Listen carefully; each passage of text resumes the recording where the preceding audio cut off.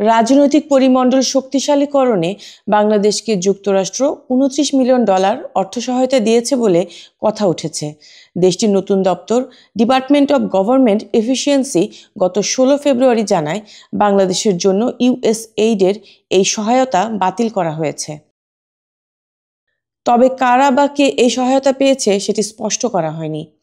বাংলাদেশকে $29 মিলিয়ন দেওয়া নিয়ে মুখ খুলেছেন মার্কিন প্রেসিডেন্ট ডোনাল্ড ট্রাম্প। 21 ফেব্রুয়ারি শুক্রবার দেশটির গভর্নরদের নিয়ে আয়োজিত এক অনুষ্ঠানে ট্রাম্প বলেন, বাংলাদেশের রাজনৈতিক পরিমণ্ডল শক্তিশালীকরণে একটি সংস্থার কাছে $29 মিলিয়ন গেছে, যেটির নাম কেউ কোনোদিন শোনেনি। তারা চেক পেয়েছে।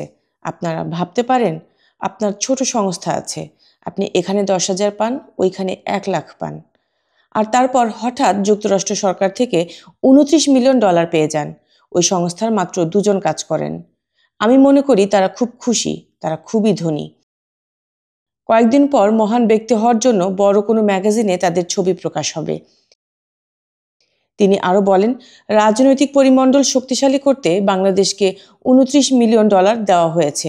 কেউ জানে না এই রাজনৈতিক পরিমণ্ডল কি, এটির মানে কি।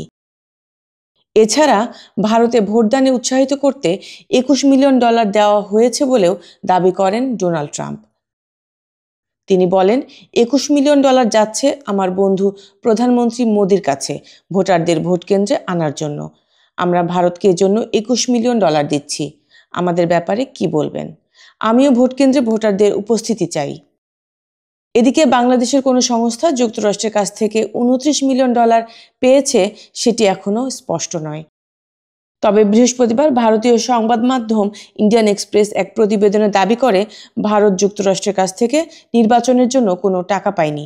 তারা বলেছে, 2022 সালে বাংলাদেশকে $21 মিলিয়ন দেওয়া হয়, যেগুলো প্রথমে 2022 সালের জুলাইয়ে আমার ভোট আমার প্রকল্প এবং পরে নাগরিক প্রকল্পের আওতায় ইউএসএইড এই সহায়তা দেয় বলে দাবি করে সংবাদ মাধ্যমটি।